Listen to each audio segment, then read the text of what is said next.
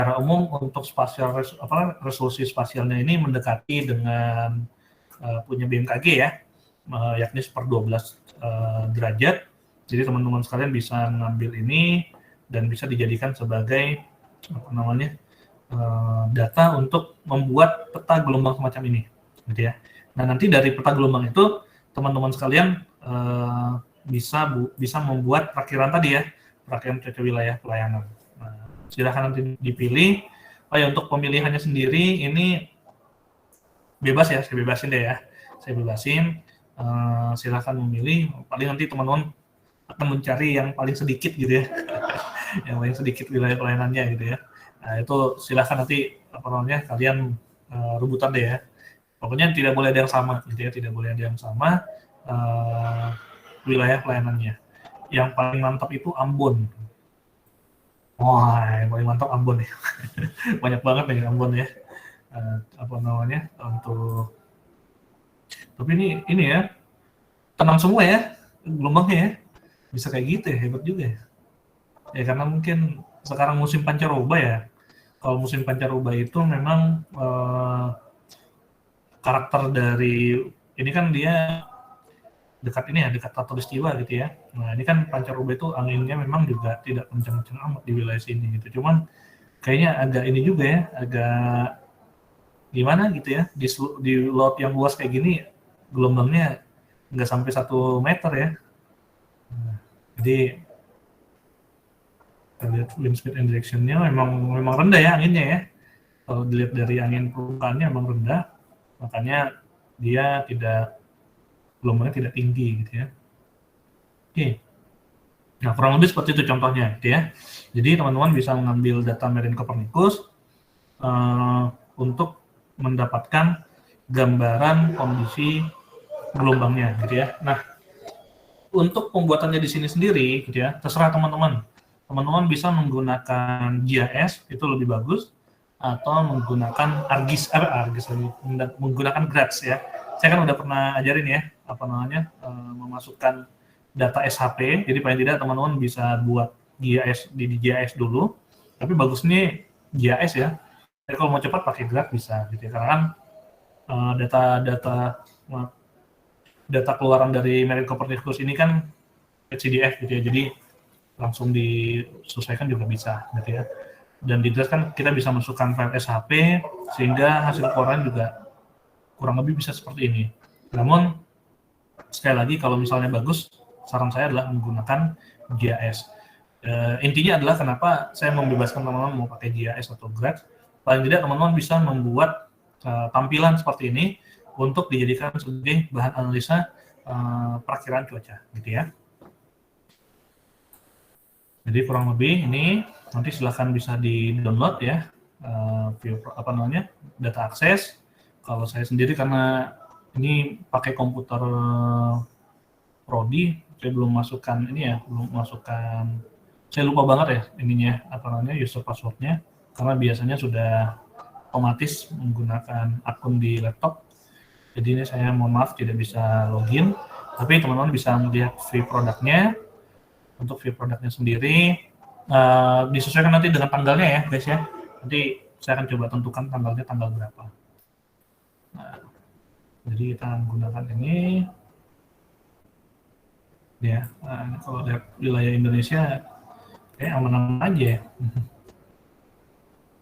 Nah, kurang lebih seperti ini. Nah, ini bisa advance view. Jadi nanti kita bisa pilih tanggalnya gitu ya, bisa pilih tanggalnya, bisa pilih wilayahnya.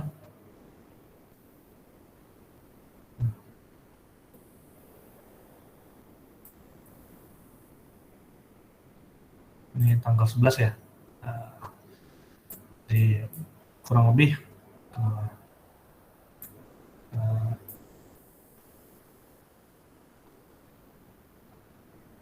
nah ini dia kalau nggak salah datanya per 3 jam ya teman-teman sekalian. Jadi misalnya nanti teman-teman membuat perakiraan untuk 24 jam ke depan, maka misalnya tanggal 10 ya, tanggal 10 misalnya. Tanggal 10. 10 misalnya 12 24 jam. Maka secara umum dari 00 sampai 12, nanti dari 12 sampai 00 lagi gitu ya. Jadi buatnya seperti itu. Jadi validasinya adalah per 12 jam. Kurang lebih gambarnya seperti ini. Nih.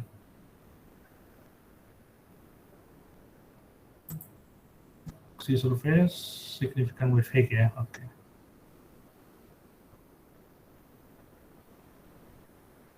Significant height. Wind wave significant height. Nah, ini yang diambil di sini itu adalah si surface wave significant height ya, bukan wind wave significant height gitu ya. Kenapa? Karena kita mencoba untuk mendekati yang punya BMKG, di mana di BMKG sendiri teman-teman sekalian untuk significant wave height yang ada di sini itu sebenarnya adalah total wave guys. Jadi total wave itu adalah gabungan antara gelombang signifikan atau gelombang gelombang angin atau wind wave ya, gelombang angin ya, wind wave dan juga swell gitu ya. Jadi significant wave height di sini adalah gelombang total atau gabungan antara swell dan wind wave gitu ya. Jadi kalau teman-teman perhatikan di sini ada wind C gitu ya, ada significant wave height, ada primary swell. Nah itu kalau primary swell ini swell top gitu ya, swell top.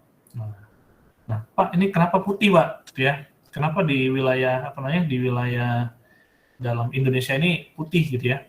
Karena secara umum pembangkit swell di pembangkit swell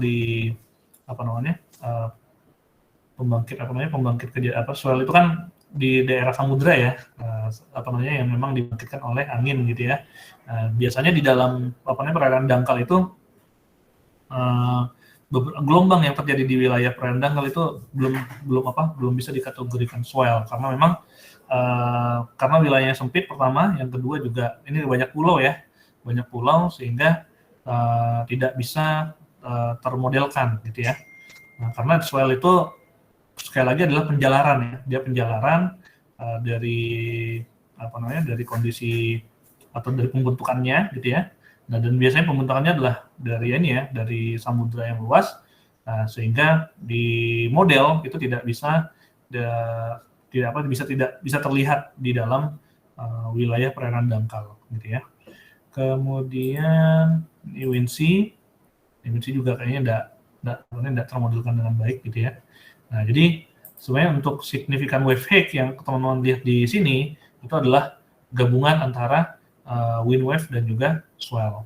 Oleh karenanya di dalam pemilihan di data di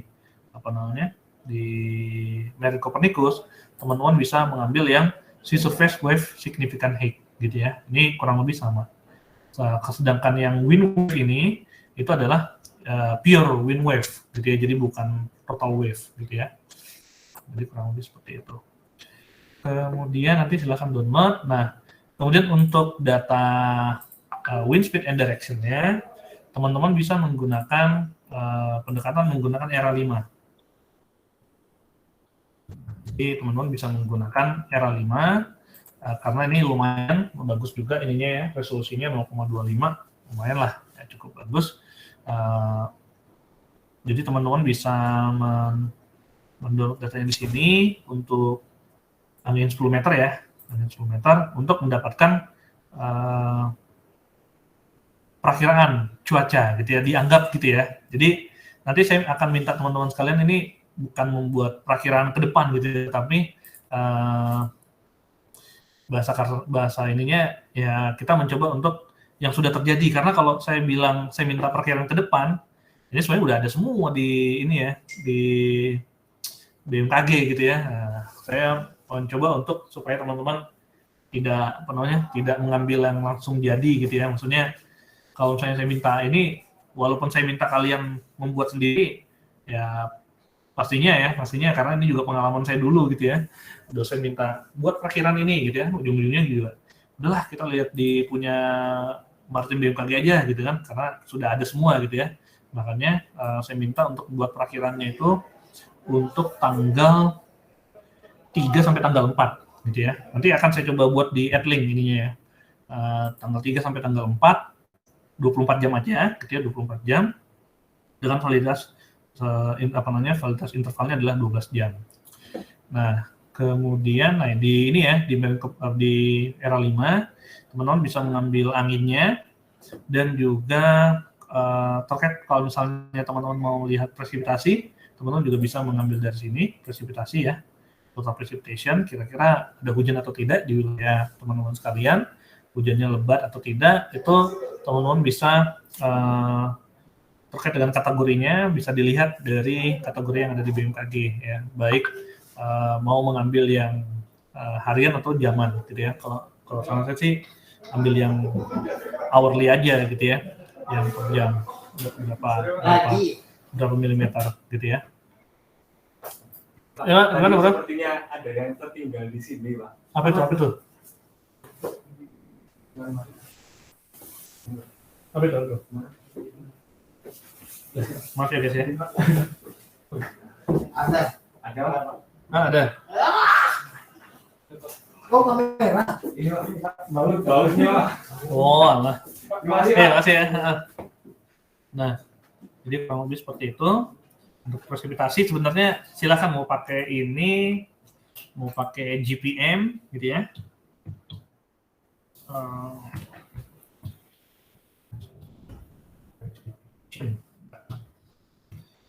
Itu boleh gitu ya. Jadi intinya adalah teman-teman mencoba untuk membuat anggaplah perakiraan gitu ya. Jadi anggap ini data GPM ini untuk verifikasi sih sebenarnya. Pakainya aja lah ya, pakai HMWF aja lah, nggak apa-apa. HMWF, jadi nanti teman-teman mencoba melihat, atau misalnya teman-teman mau, ini Pak, saya kurang menantang Pak kalau misalnya langsung pakai total precipitation. Saya maunya melihat dari kondisi atmosfernya gitu ya. Itu silakan banget gitu ya. Kalian klik RH-nya gitu ya. RH-nya seperti apa, kemudian indeks stabilitasnya seperti apa, kemudian anginnya bagaimana gitu ya, itu sangat bagus sekali. Karena memang kalau di stasiun guys ya, di stasiun teman-teman sekalian, ketika kita membuat produk ini ya, produk area pelayanan seperti ini gitu ya, maaf ya, misalnya saya ini, ya, saya ambil di Bitung terus ya contohnya karena memang mengenang dulu membuat prakiraan di Bitung gitu ya. Nah, jadi teman-teman sekalian, untuk kita mendapatkan bahwa cuaca ini hujan ringan, hujan sedang ya. Kalau angin dan gelombang ini kan kita tinggal lihat aja di sini ya. Kita bisa lihat di sini gitu. Tinggal di run gitu ya, di play misalnya tanggal 13 November. Nah, kita tinggal lihat per 12 jam ini berapa gitu ya. Ya, lihat anginnya di wilayah Laut Banda ini gitu ya, itu arahnya kemana gitu ya, tinggal ngeliat-liat aja gitu kan, oh arahnya ini dari kurang lebih barat daya sampai barat gitu ya, barat daya sampai barat gitu ya, atau selatan sampai barat gitu, itu bisa gitu ya. Nah, dengan kecepatan misalnya berapa knot gitu ya, oh kecepatan ini kurang lebih 2 sampai 6 knot gitu ya. Tetapi untuk hujan gitu ya, atau untuk cuaca ini kompleks guys gitu ya. Jadi tidak hanya sebatas kalian udahlah kita lihat ini aja lah, kita lihat yang dari web BMKG gitu kan. Nah, di web BMKG kan ada ya, web.bmkg.meteo web BMKG gitu. Meteo BMKG gitu ya, BMKG. Nah, di sini kan secara umum di web Meteo ini kan sudah ada ini ya, hasil precipitation chart gitu ya, ada rain rate, ada daily gitu ya. Bahkan teman-teman bisa milih mau pakai IFS atau WRF gitu ya. Nah, namun kalau saran saya adalah nanti ketika kalian di stasiun, teman-teman paling tidak harus memahami kondisi cuaca atau kondisi atmosfernya secara keseluruhan sebelum menentukan bahwa itu hujan lebat, hujan ringan, hujan sedang gitu ya, atau berawan gitu ya. Nah, kenapa? Karena tentunya kita tahu sendiri ya, mungkin teman-teman sudah belajar WRF gitu ya, sudah belajar model gitu ya. bahwa untuk mendapatkan kepastian untuk hujan sendiri itu model pun juga masih banyak kekurangannya gitu ya, banyak errornya juga gitu ya. Dan rata-rata hasil pemodelan itu memang yang paling mendekati dengan realnya itu adalah kayak RH, kemudian suhu dan lainnya gitu ya. Nah, parameter-parameter itulah yang nantinya bisa kita gunakan untuk mengidentifikasi. Nah, teman-teman kan sudah belajar analisa cuaca ya, sudah belajar analisa cuaca, sudah belajar lainnya gitu ya. Jadi tahu. Jadi teman-teman biasanya kalau di stasiun itu akan membuka semua kayak gini, gitu ya. Nah, ini dulu kami di stasiun kayak gitu, guys. Buka semua RH, kemudian kita buka apa namanya indeksnya gitu ya, kemudian kita buka wind chart-nya gitu ya, biasanya di apa namanya gradien ya, gradien gitu ya.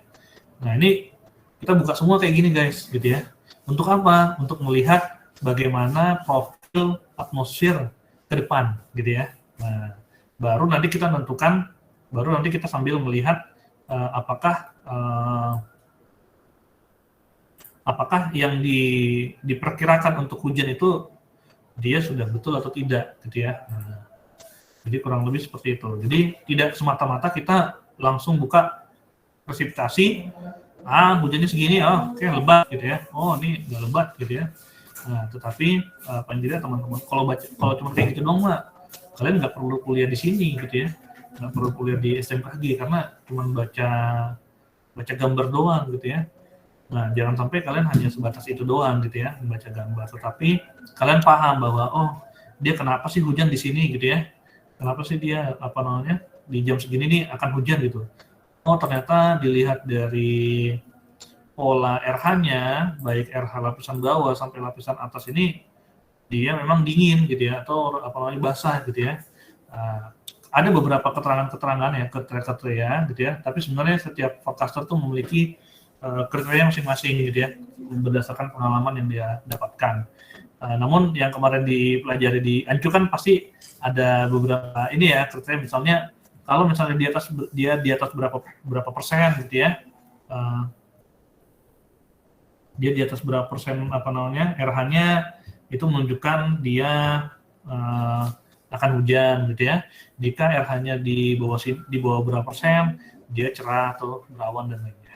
Nah, jadi kurang lebih teman-teman sekalian bisa melihat gitu ya, oh dia tuh kena hujan, oh RH di 500-nya wah ini basah sekali nih gitu ya, di wilayah sini basah banget gitu ya, apalagi di wilayah sini nih, ini basah. Terus kita cek lagi, wah basah juga gitu ya. Nah, di misalnya tanggal berapa ya, tanggal 11 jam 19 ya, yang tanggal 11 jam 19 gitu ya. Nah ini dia. Basah banget di sini nih. Ini pasti hujannya lebat nih, gitu ya. Nah, ini basah, gitu ya. Apalagi lapisan bawahnya, gitu ya.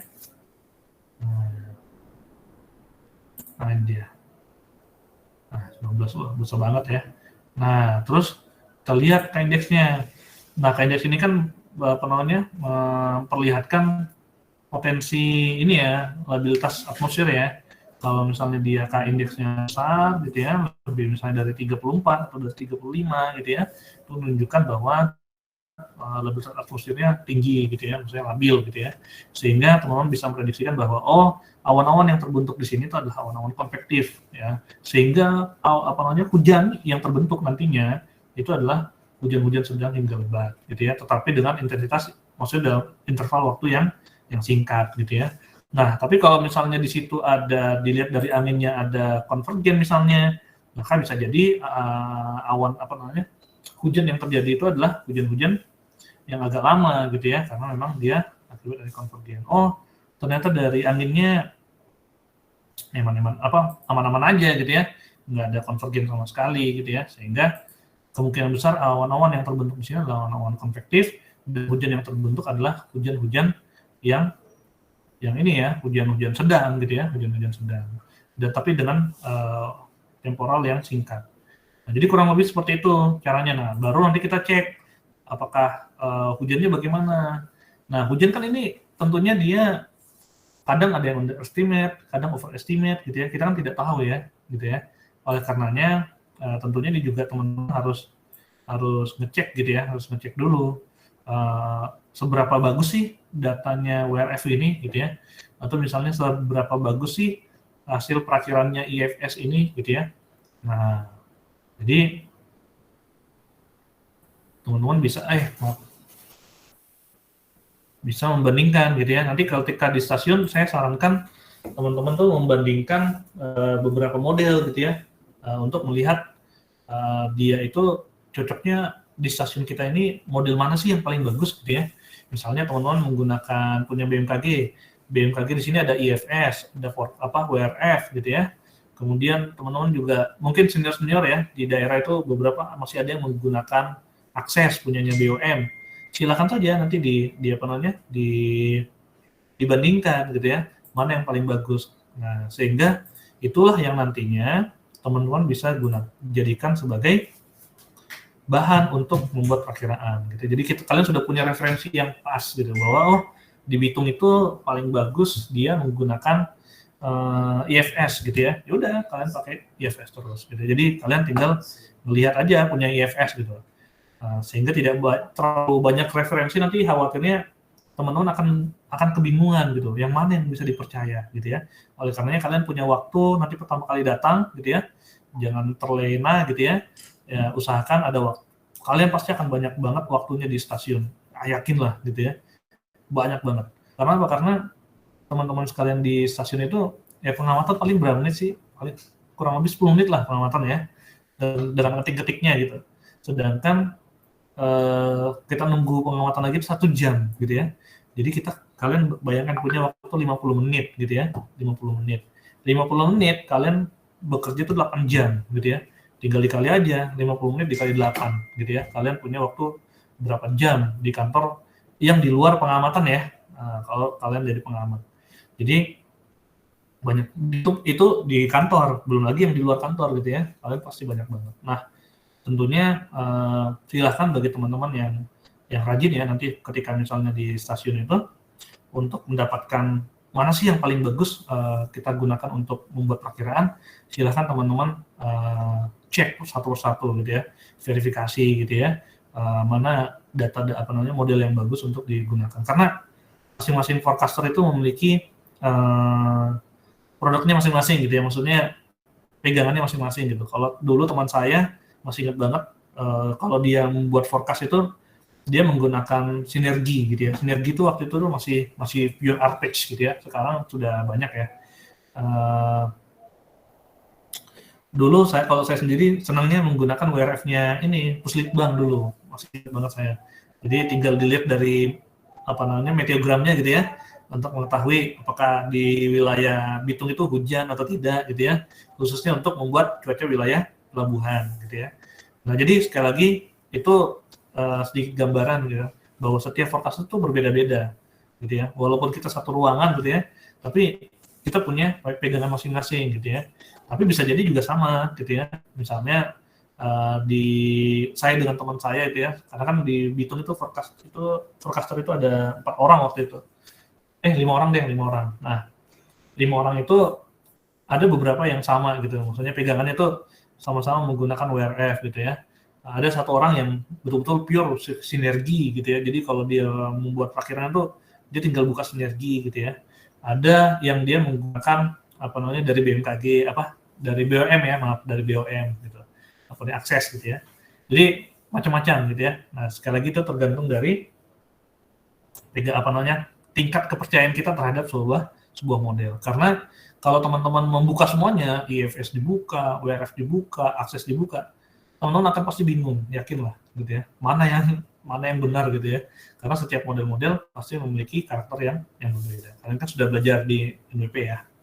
Nah, ini sedikit gambaran gitu ya, bahwa dalam kita menentukan cuaca ini, hujan ringan, hujan sedang, hujan ringan ini, itu tentunya tidak mudah guys gitu ya, tidak semudah yang kita bayangkan tinggal baca peta doang, tidak. Tetapi walaupun ya tidak disalahkan juga, tinggal baca peta juga tidak disalahkan, tetapi saran saya adalah ya kalian gunakanlah hasil pembelajaran kalian selama di STMKG gitu ya, untuk mendapatkan dia hujan ringan, sedang dan lainnya, paling tidak kalian sudah mengetahui profil profil dari kondisi atmosfer di wilayah pelayanan kalian. Nah, kurang lebih seperti itu. Tapi untuk pembelajaran sekarang gitu ya, untuk pembelajaran sekarang silahkan kalau mau menggunakan misalnya langsung total precipitation gitu ya, mengecek dia hujannya di wilayah pelayanan misalnya kayak saya di wilayah Bitung, di Laut Sulawesi bagian timur dia hujannya hujan ringan gitu ya, dilihat dari presipitasinya gitu ya misalnya. Nah nanti insya Allah di pertemuan depan kan kita insya Allah masuk ke perakhiran cuaca pelabuhan. Pertemuan berikutnya lagi kita baru masuk ke verifikasi. Nanti kita verifikasi dulu. Kita akan belajar verifikasi cuaca wilayah cuaca maritim gitu ya, perakhiran cuaca maritim. Oke, jadi kurang lebih seperti itu teman-teman kalian. Jadi yang kalian akan buka gitu ya, yang kalian akan akses yang pertama adalah di Marine Copernicus untuk data ocean wave-nya, kemudian di ERA 5 untuk membuat perakiraan atau analisa kondisi cuacanya, angin dan juga angin dan hujan gitu ya, atau cuaca gitu ya. Jadi kalau misalnya dia tidak ada hujan gitu ya, Pak, apakah bisa ditulis cerah Pak? Karena kalau di sini dilihat dari beberapa beberapa perakiraan ini kayaknya nggak ada cerah gitu Pak. Ya karena memang ini guys, untuk kondisi cerah gitu ya, itu memang agak riskan juga gitu ya ketika kita bilang cerah dalam 12 jam itu akan cerah gitu ya. Sehingga yang kemungkinan terburuk yang terjadi gitu ya. Jadi kita bisa tulis berawan aja gitu ya. Jadi memang seperti itu, karena kalau kita buat cerah untuk 12 jam ke depan gitu ya, bisa jadi ya, tentunya pasti ada awan di laut gitu ya, di laut pasti ada awan gitu ya. Jadi kita cukup tulis berawan aja. Oke, dan jangan lupa untuk anginnya, arahnya ini, ingat dia tidak boleh lebih dari 90 derajat. Ingat ya, interval arahnya itu maksimal adalah 90 derajat. Ya. Jadi kalau misalnya timur laut ya tenggara gitu ya. Jarang gitu ya timur laut sampai selatan enggak gitu ya, atau timur laut sampai barat gitu ya, itu ekstrim banget gitu ya. Jadi biasanya sih timur laut sampai tenggara, utara sampai timur gitu ya. Nah, sekali lagi itu disesuaikan dari hasil pemetaan kalian menggunakan ERA-5 ini. Jadi umpamanya ya, ini forecaster kondisi yang akan diperkirakan gitu ya, walaupun ini sudah terlewat gitu ya. Karena apa? Karena sekali lagi ketika saya minta teman-teman untuk membuat forecast misalnya tanggal 15 misalnya. Tanggal 15 mah teman-teman nanti di sini sudah di punya BMKG sudah ada gitu ya tanggal 15 gitu. Jadi supaya beda dengan yang di BMKG, saya coba mundur dikit gitu ya, mundur tapi bukan analisa tetapi kita belajar membuat perakiraan. Kurang lebih seperti itu. Ada yang mau ditanyakan nggak teman-teman sekalian?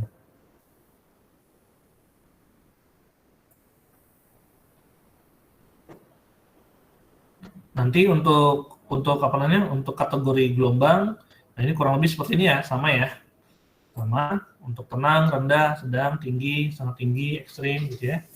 Nanti disesuaikan gitu ya. Hasil dari ininya. Jadi kalau lihat dari sini kayaknya tenang-tenang semua ya. Gelombangnya kayaknya di bawah 3 meter semua gitu ya, aman ya. Ini sini ada agak terang dikit gitu ya. Nah, ini karena dia diambil 10 ya ininya ya. Namanya. Coba di sini kita kasih 7. Sediakan namanya. Lebih lagi ya. Mohon izin Pak, izin bertanya Pak.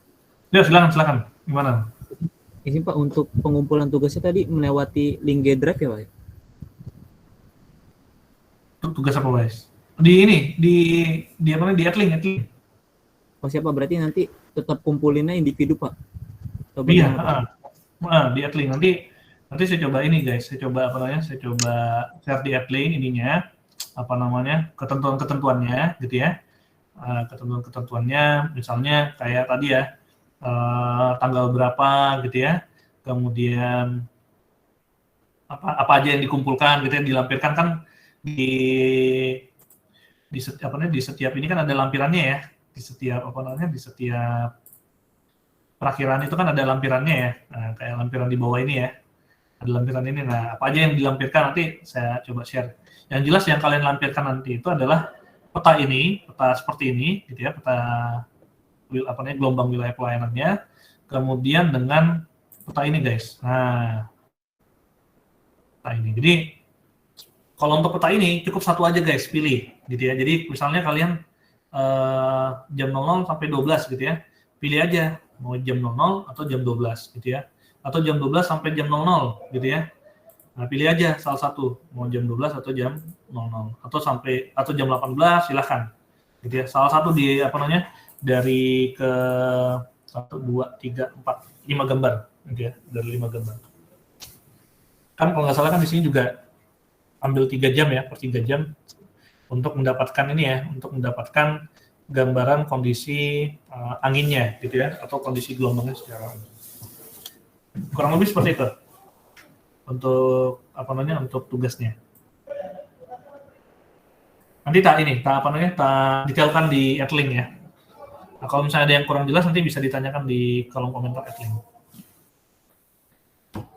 Oke, ada yang mau ditanyakan terkait kegiatan operasionalnya? Nah, itu sekali lagi sekarang maritim, teman-teman saya itu tidak perlu lagi running guys, gitu ya. Jadi kalian itu nanti tinggal terima gambar produk gitu ya, terima produk dari BMKG pusat gitu ya. Kalian tinggal interpretasi aja. Gitu. Enaknya sekarang tuh kayak gitu. Kalau dulu kami running guys, gitu. Di daerah tuh running sendiri gelombangnya, pakai WinWave namanya.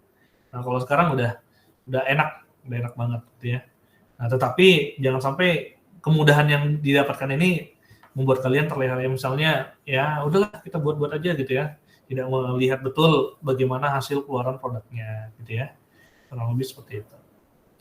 Nah, enak kan di maritim kan? Nah, kalau di penerbangan wah padat banget gitu ya.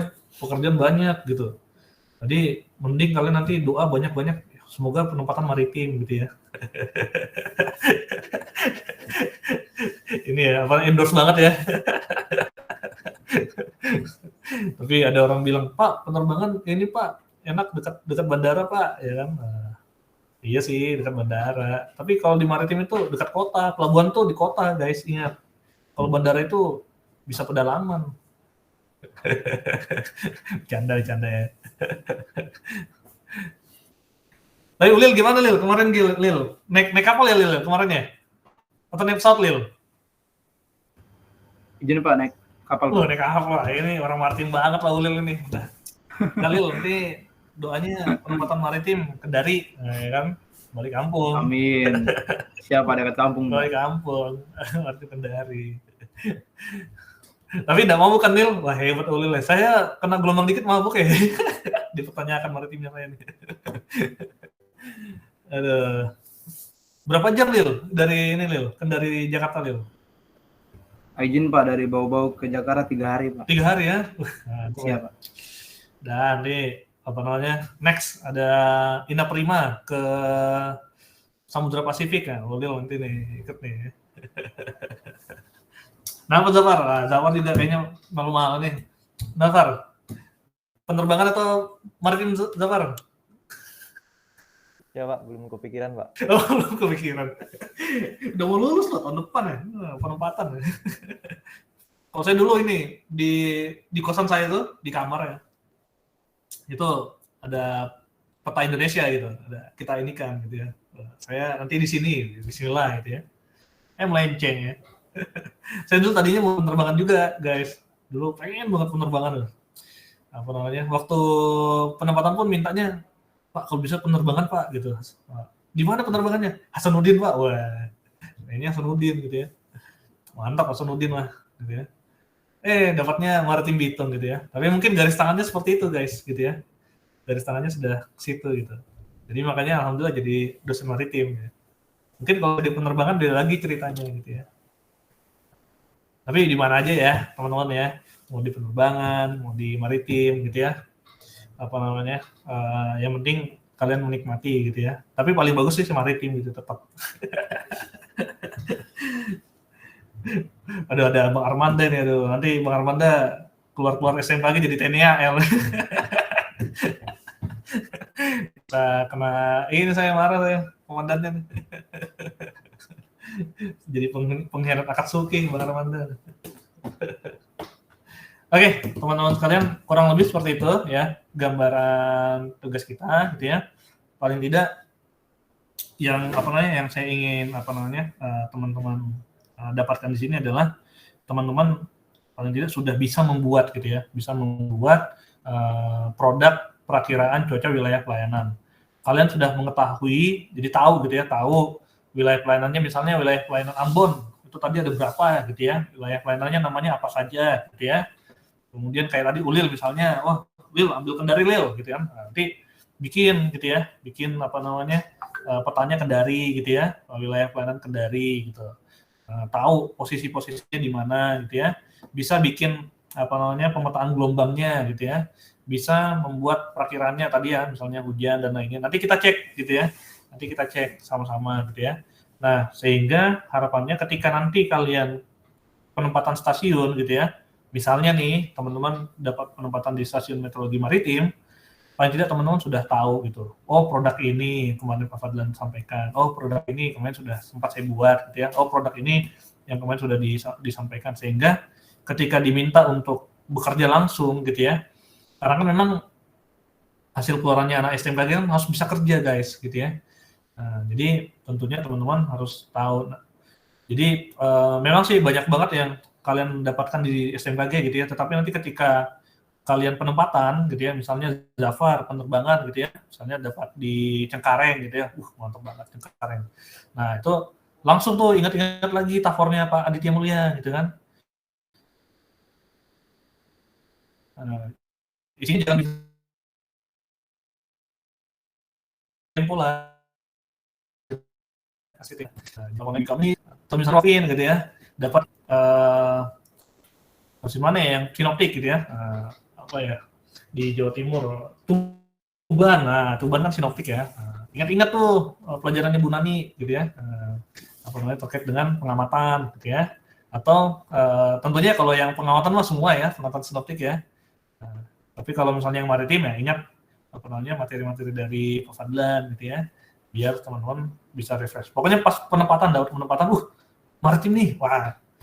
Jadi langsung kalian buka materi-materi maritim supaya teman-teman langsung bisa dapat kerja, langsung bisa bekerja di stasiun. Oke, teman-teman sekalian, ada lagi yang mau ditanyakan?